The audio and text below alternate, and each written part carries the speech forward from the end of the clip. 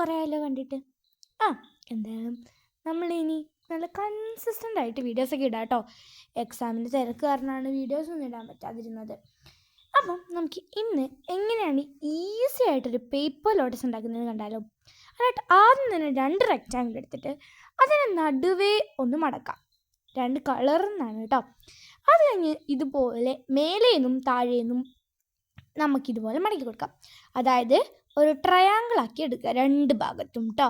2 സൈഡിൽ നിന്നും 2 ഭാഗത്തേക്കായിട്ടും ഇതുപോലെ നമുക്കൊന്ന് ചെയ്തെടുക്കാം.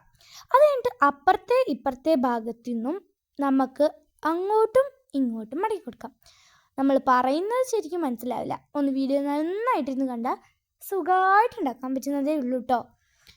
ഇതുപോലെ നമ്മളൊന്ന് മടക്കിയെടുക്കണം. എന്നിട്ട് ഈ പിങ്ക് കളർ പേപ്പർ നമ്മൾ പുറകോട്ടാണ് ഇങ്ങനെ ഫോൾഡ് ചെയ്ത് വെക്കുന്നത്. ഇത് സെറ്റായി. ഇനി നമുക്ക് നമ്മുടെ ഗ്രീൻ പേപ്പർ എടുത്ത് ഒരു ഹാഫ് വരെ സെയിം കാര്യങ്ങൾ തന്നെ ചെയ്യാം. അതായത് മിഡിൽ ഫോൾഡ് ചെയ്യുക, മേലെയും താഴെയും ട്രയാങ്കിൾ ക്രിയേറ്റ് ചെയ്യുക. ഈസിയാണ് കേട്ടോ. ഇതുപോലെ ക്രിയേറ്റ് ചെയ്യുക ആൻഡ് അങ്ങോട്ടും ഇങ്ങോട്ടും ഒന്ന് മടക്കി കൊടുക്കുക.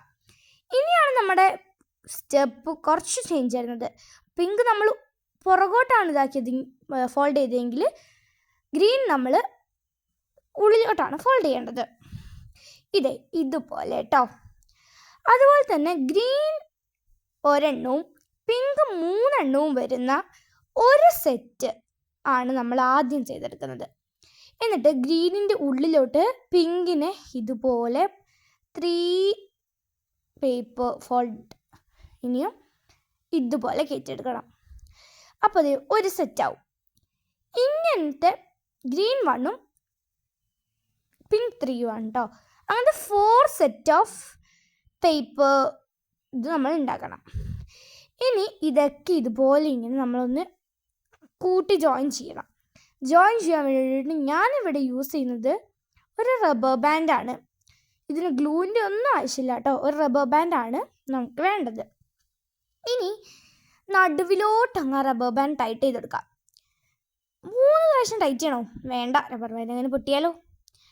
ഇനിയിപ്പോൾ ഇത് നന്നായിട്ടൊന്ന് ഇങ്ങനെ വിടർത്തി കൊടുക്കാം.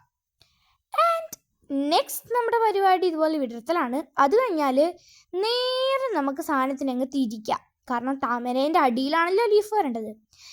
ആൻഡ് നൗ ഇതാണ് നമ്മുടെ മെയിൻ പരിപാടി. അതായത് വലിയ കട്ടി പിടിക്കാണ്ട് മെല്ലെ അതിൻ്റെ ഓരോ പെറ്റൽസായിട്ട് നമുക്ക് ഉള്ളിലോട്ട് ഇങ്ങനെ അമർത്തി കൊടുക്കാം. ഓവറായിട്ട് നമ്മൾ ശക്തി പിടിച്ചാൽ പേപ്പർ ഇളകി കൈ വരും. പിന്നെ പറഞ്ഞിട്ട് ഒരു കാര്യവും ഇല്ല. അതുകൊണ്ട് നല്ല മെല്ലെ മെല്ലെ ഇതുപോലെ ഓരോ പെറ്റൽസിനെ നമുക്കിതുപോലെ ചെയ്തെടുക്കാം. വളരെ എളുപ്പമായിട്ട് നമുക്ക് ചെയ്തെടുക്കാൻ പറ്റുന്ന കാര്യമേ ഉള്ളൂ കേട്ടോ. എല്ലാവരെ കൊണ്ടും ചെയ്യാൻ പറ്റും. എന്തെളുപ്പമാണെന്ന് നോക്കിക്കേ. ഇതുപോലെ ഫസ്റ്റ് ലെയറിലെ ഫുൾ കംപ്ലീറ്റ് ചെയ്തിട്ട് ഞാൻ എല്ലാ ലെയറും നമ്മുടെ 3rd ലെയർ എല്ലാ ലെയറും ഞാൻ കംപ്ലീറ്റ് ചെയ്തിട്ടുണ്ട്. പിന്നെ നമ്മുടെ ലീഫും സെയിം രീതിയിൽ തന്നെ ഒന്ന് കംപ്ലീറ്റ് ചെയ്തെടുക്കാം കേട്ടോ. നമുക്ക് കണ്ടോ എന്തെളുപ്പമായിട്ടാണ് നമ്മളിത് ചെയ്തത്. ഇത്രയും എളുപ്പമായിട്ടുള്ളൊരു ക്രാഫ്റ്റ് നമ്മൾ വേറെ എവിടെയും കണ്ടിട്ടുണ്ടാവില്ല.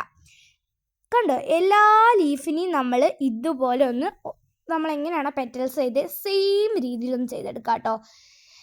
അല്ല ഇനിയിപ്പോൾ ലീവ്സ് അങ്ങനെ ചെയ്തില്ലെങ്കിൽ തന്നെ കൂടുതൽ നിൽക്കുന്ന ലീവ്സ് കാണാനായാലും അടിപൊളിയാണ്. എന്ത് രസമാണെന്ന് നോക്കിക്കേ. ഇതിൻ്റെ ഉള്ളിലൊരു ലാമ്പ് വെച്ചാൽ നല്ല ഭംഗിയായിരിക്കും ആ ഹോളിൽ കേട്ടോ. നല്ല ഭംഗിയായിരിക്കും. അപ്പം ഈ വീഡിയോ ഇഷ്ടപ്പെടുന്നു വിചാരിക്കുന്നു.